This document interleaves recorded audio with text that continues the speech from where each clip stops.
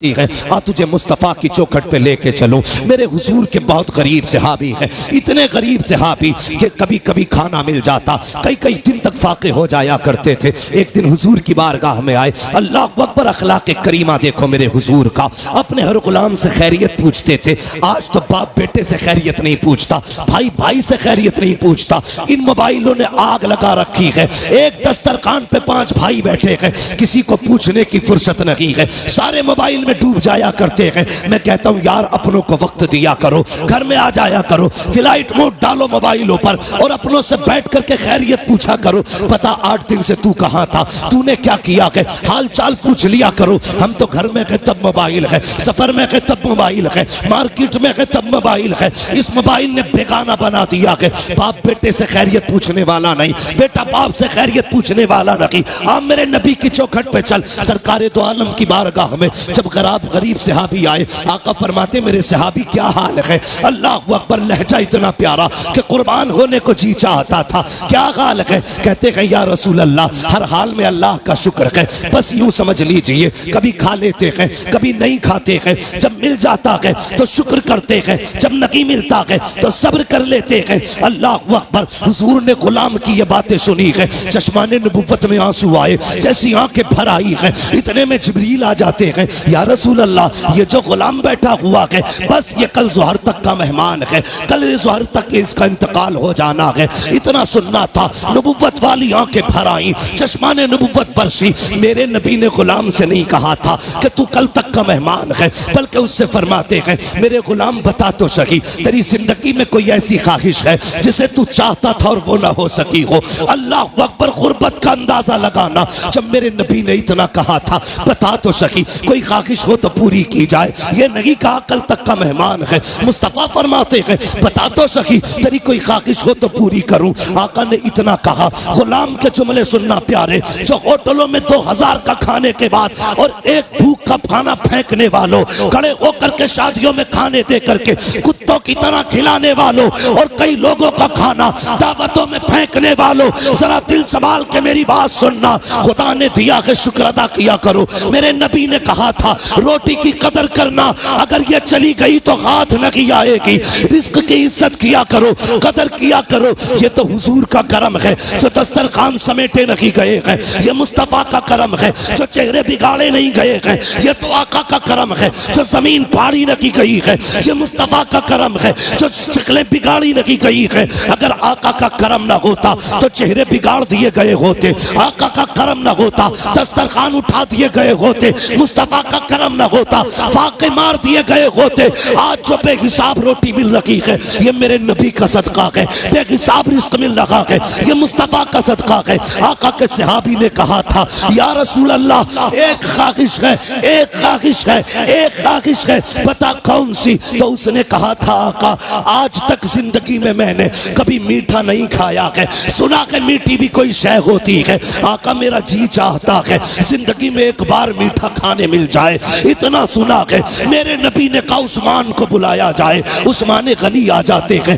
कहते दूसरी ख्वाहिश बता। उसने कहा या रसूल अल्लाह, गरीब हूँ, निकाह नहीं हुआ है। कहा किस लिए? कहा कोई गरीब समझ के बेटी नहीं देता है, इसलिए मैंने आज तक निकाह नहीं हुआ। आका मेरा भी जी चाहता है काश मेरा भी निकाह हो, मेरी भी बीवी हो। या रसूल अल्लाह, कभी कभी अरमान जागते हैं, दिल ये कहता है जब दुनिया सो रही हो और रात का आधा हिस्सा गुजर चुका हो, आका उस वक्त में मेरी बीवी भी हो और मैं भी हूँ, दोनों मुसल्ले पे खड़े हो, वो भी रो के रब को मनाती हो, मैं भी रो के रब को मनाता रहूं। आका बस इतनी ख्वाहिश है, एक तो मीठा मिल जाए, दूसरा मेरा निकाह हो जाए। नबुव्वत वाली आंखें बरस रखी है। फरमाया बता तेरी नजर में कोई बेटी हो तो बता।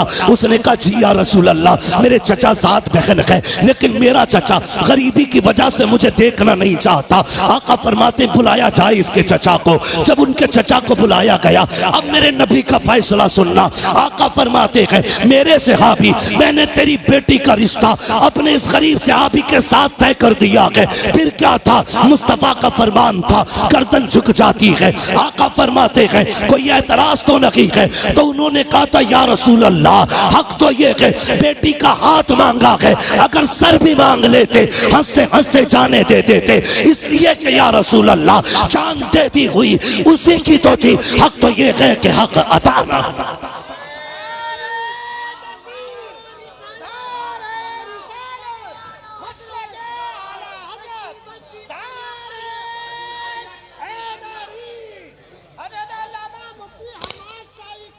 शुक्रिया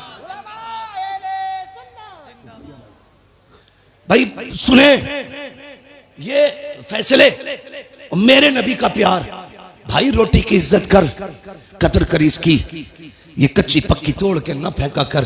खाने का अदब ये है, खाने के लिए बैठो तो अगर प्लेट में टूटी डलिया में टूटी रोटी के टुकड़े हो ना, पहले टुकड़े खा के रब को दिखाया कर, या अल्लाह मैंने नाशुक्री नहीं की है, मैं तो इन टुकड़ों के लायक भी नहीं था, ये तेरा एहसान है, तूने मेरे आगे ये टुकड़े रख दिए हैं। वो तो ये कहता है मेरा शुक्र अदा करोगे तो इतना दूंगा कि संभाला नहीं जाएगा, और नाशुक्री करोगे तो याद रखना ऐसे अजाब में मुब्तला करूंगा कि कोई बचाने वाला नहीं होगा। हुजूर ने इतना फरमाया कि तेरी बेटी के साथ इसका निकाह होना है। जी या रसूल अल्लाह का ताकीर ना करना। आका जानते थे कल जोहर तक का मेहमान है, मुस्तफा जानते थे कल जोहर तक इसे मौत आने वाली है, इसलिए मेरे नबी ने कहा अब दिन का इंतजार नहीं है, अभी इसका निकाह होगा। अबू बकर जी या रसूल अल्लाह निकाह की जो जरूरतें हैं वो आप पूरी करेंगे। उस्मान जो हलवा है वो आपका बनाने की जिम्मेदारी है, ऐसा हलवा बनाना कि आज तक किसी ने ना खाया हो। मेरे गरीब गुलाम की तमन्ना है,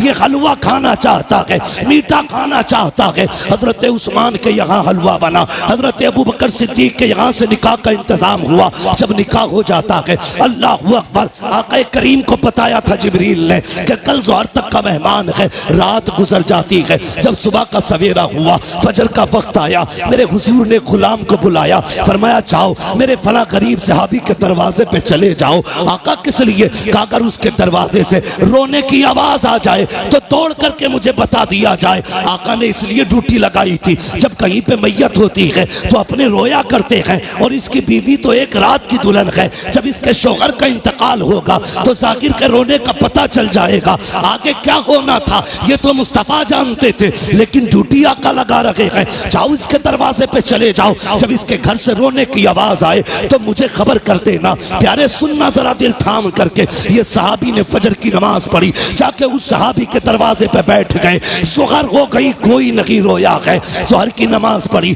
आका फरमाते क्या हुआ? जी या रसूल अल्लाह अभी तक तो कोई नहीं रोया है। कहते फिर जाइए, फिर आए हैं, असर तक बैठे रखे, कोई आवाज नहीं आई। जब असर में आका से मुलाकात हो रही है, मुस्तफा फरमाते हैं पता क्या हुआ? कहते या रसूल अल्लाह मैं सुबह से देख रहा हूँ उस घर से कहकहों की आवाजें आ रही है, हंसी और खुशियों की आवाजें आ रही है। आका उस घर में कोई नहीं रोया है। इतना सुनना था, हुजूर ने सजदे में सर रखा, ए मेरे मालिक बता तो सकी, कल जो जिब्रील ने बताया था वो तो सही था, जिब्रील तो झूठ नहीं बोलेगा, तेरे फैसले भी हक हैं। जिब्रील ने ये कहा था ये जोहर तक इंतकाल कर जाएगा, मगर मेरे मालिक बता तो सकी अभी तक वो मरा क्यों नहीं है, उसको मौत क्यों नहीं आई है? अब जरा दिल थाम के सुनना प्यारे, रब ने जिब्रील को भेजा, जा मेरे महबूब से जाके कहानी बता दे। हजरत जिब्रील आए हैं, या रसूल अल्लाह बेशक इसको जोहर में इंतकाल कर जाना था, इसकी जिंदगी जोहर तक थी, लेकिन या रसूल अल्लाह जब मगरिब के बाद का वक्त आया,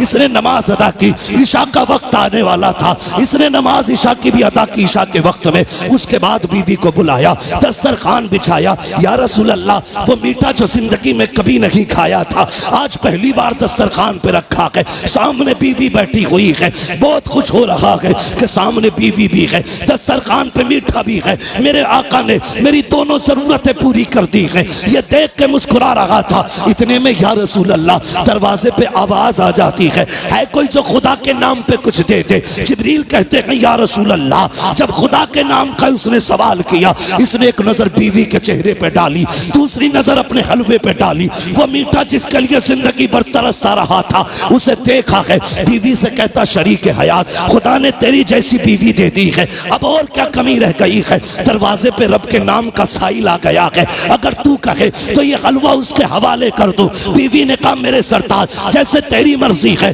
जिब्रील कहते हैं या रसूल अल्लाह, उसने अपनी जिंदगी की सबसे पसंदीदा ग़िज़ा हलवा उठाया, खुदा के नाम पे गरीब को दे दिया और कहा जब गरीब के हाथों में हलवा आया, आका उसकी जबान से जुमला निकला, खुदा तेरी खुशियों को सलामत रखे, खुदा तेरी खुशियों को सलामत रखे। जिब्रील कहते हैं या रसूल अल्लाह, फैसला तो मौत का हो चुका था, लेकिन जब उस फकीर ने कहा था खुदा तेरी खुशियों को सलामत रखे, रब ने फैसला कर दिया, ए जिब्रील इसने अपनी मनपसंद से मेरी रजा के लिए अपने आगे से उठा करके गरीब के हवाले कर दी है। जाओ, मैंने इसकी जिंदगी को मौत को जिंदगी में तब्दील कर डाला है और इसके गमों को दूर करके इसकी जिंदगी को खुशियों से आबाद कर डाला।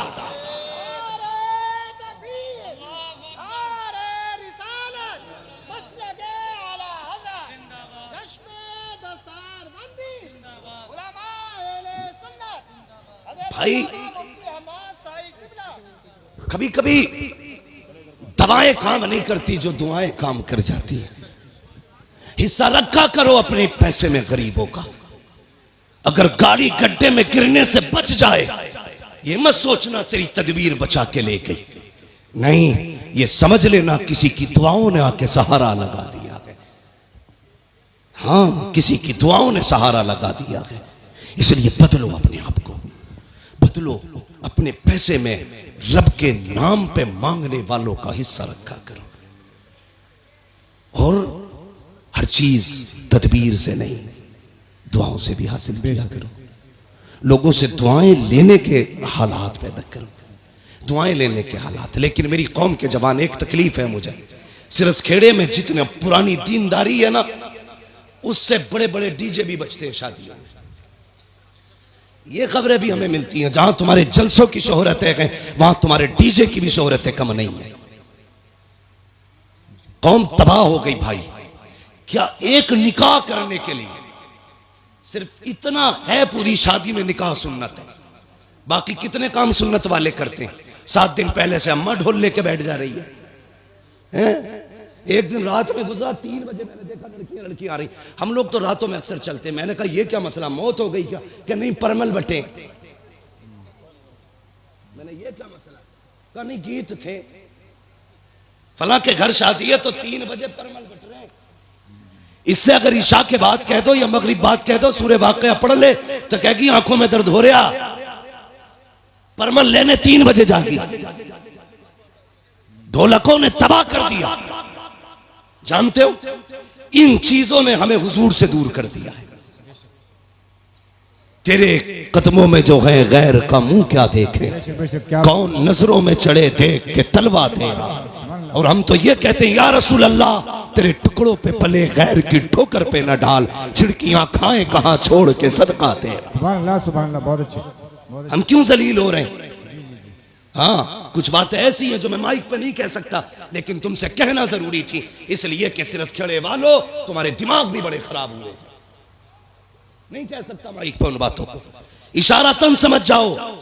डॉक्टर इकबाल ने कहा था कि मोहम्मद से वफा तूने तो हम तेरे, ये जहां चीज है क्या लो हो कलम तेरे। इसका क्या मतलब है? इसका मतलब यह है खुदी को कर बुलंद इतना कि हर तकदीर से पहले खुदा बंदे से खुद पूछे बता तेरी रजा क्या है। बदलो अपने आप को। जानते हो, इन चीजों ने हमें दूर कर दिया हुजूर से। गानों ने उम्मत को तबाह करके रख दिया। एक होता है इनफरादी गुनाह, एक होता है इज्तिमाई गुनाह। मुफ्ती नईम साहब चले गए भाई। एक होता है इनफरादी गुनाह, एक होता है इज्तिमाई गुनाह। इनफरादी गुनाह तो ये लीड लगी है, हम खुद सुन रहे हैं। और इज्तिमाई गुनाह ये है कि ऊपर रख के सुराही, नीचे रखकर साउंड, फुल आवाज करके धमाधम चल रही है। ये वो बिला वजह का गुनाह है जिसे लेके तुम अपनी नस्लों को तबाह करने पे लगे। बिला वजह का गुनाह। मैं इस पर ज्यादा लंबी गुफ्तगू नहीं करूंगा, वक्त हो चुका है। इसलिए कि थोड़ी ही देर में पीरे तरीकत रहबरे राह शरीयत नबीर आला हजरत, हाँ, खानकाहे आला हजरत का चश्मो चराग, हम आशिकान की जान, हमारे अकीदे की पहचान, इमाम अहमद रजा खान का शहजादा हुजूर अहसन मियां साहब किबला तशरीफ लाने वाले हैं। हाँ, लाने वाले नहीं, इंशाल्लाह। कितनी देर लगेगी? आने वाले हैं इंशाल्लाह। थोड़ी देर में हजरत तशरीफ लाने वाले हैं। देखना यार, चेक के कहोगे यार अगर अहसन मियां का चेहरा ऐसा है तो बरेली के अहमद रजा का चेहरा कैसा? बहुत अच्छे। देखना, देखते रह जाओगे। हाँ, वो जात भी आने वाली है इंशाल्लाह। और देखना जब वो आएंगे ना तो हर तरफ नूर ही नूर नजर आएगा, महफिल में रूहानियत नजर आएगी। मैं बात पूरी कर लूं, अपनी इजाजत हो तो?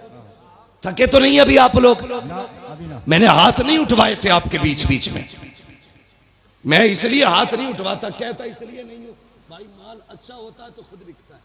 जी जी बेशक। है ना? शोर मचाने की जरूरत क्या है? मोहब्बत से कह दो या रसूल अल्लाह। इतनी जोर से आपने या रसूल अल्लाह कहा कि 3 मिनट तकरीर और होनी चाहिए। ठीक है जी, अगर 5 मिनट करानी है तो जरा और जोर से कह दें या रसूल अल्लाह। बहुत चालाक लोग हैं माशाल्लाह, जान लोगे क्या करीब की?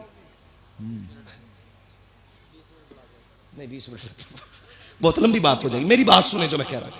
इन चीजों ने हमें हुजूर से दूर कर दिया, गानों ने। इन बेटी, कई माएँ तो ऐसे कहती हैं ना ढोल ना बजा तो फिर मजा ही ना आगा, ऐसा लगेगा जैसे मैयत हो गई।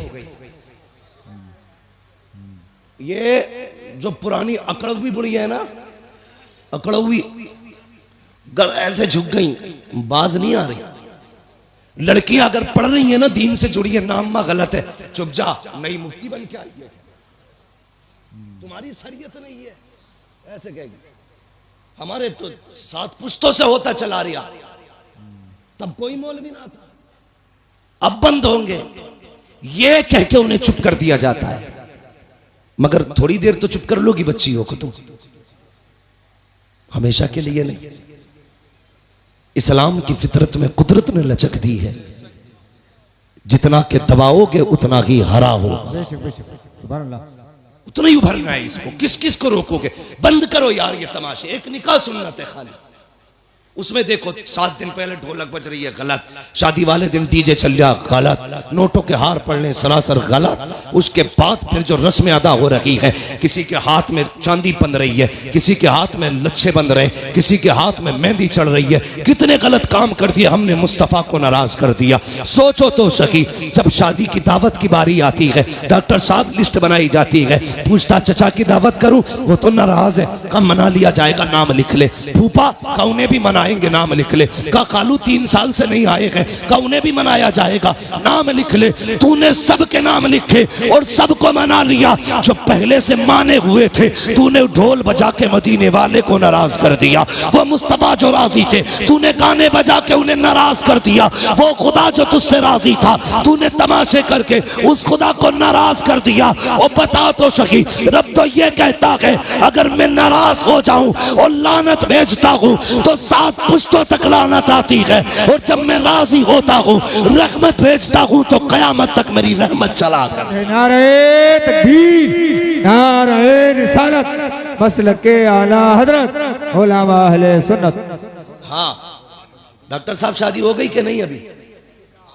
हाँ आएंगे इंशाल्लाह, लेकिन ढोलक नहीं बजेगी। लेकिन कहाँ, कई सारे लोगों की देख रखी है मैंने, पैसे वाले लोग हैं, या बज गई ना तो फिर आ गई। ये जवानों फितरत बदलो अपनी, अहद करो। निकाह हुजूर की सुन्नत है ना, तो काम वही किए जाएंगे जो खुदा को भी अच्छे लगे, मुस्तफा को भी अच्छे लगे। एक बात याद आ गई, बता दो। बाबा फरीदगंज शक्कर का नाम सुना है ना? किस किसने सुना है? सब नहीं सुना है माशाल्लाह।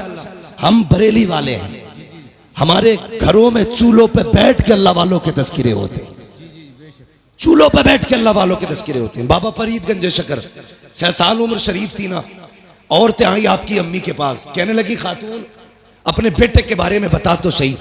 तेरा ही बेटा 6 साल का नहीं, हमारे तो 8-8 साल के हो गए, हमारे तो 8-8 साल के हो गए। लेकिन जितना तेरा बेटा मुहज्जब है, उतने हमारे बेटे तो मुहज्जब नहीं है। तो मुस्कुरा के कहा था बाबा फरीद की अम्मी ने, कहा इसमें सिर्फ फरीद का कमाल नहीं, इसमें उसकी माँ का भी कमाल है। बेशक बेशक, क्या बात, उसकी माँ का भी कमाल है। ये जो हाफिज बने ना, ये कारी जो बने, इसमें सिर्फ मौलवी का कमाल नहीं है, जी, इसमें अब्बा के हलाल लुकमों का भी कमाल है। बेशक बेशक। अभी फरमाया था आपने, मैं भी एक बात कहता हूं, गलत दवा खेती को लग जाए तो फसल खराब होती है, गलत रोजी बच्चों को खिलाई जाए तो नस्ल खराब हो जाती है। हलाल लुकमे खिलाया करो बेटे, कुरान के कारी बने। बेशक बेशक। माओ से गुजारिश है वुजू करके दूध पिलाया करो क्या बात है, बेटे, बहुत दीनदार अच्छी, बने, बहुत अच्छी, बहुत अच्छी। दीनदार बनेंगे। बाबा फरीद की अम्मी ने कहा था, कमाल सारा ही फरीद का नहीं, मेरा भी कमाल है।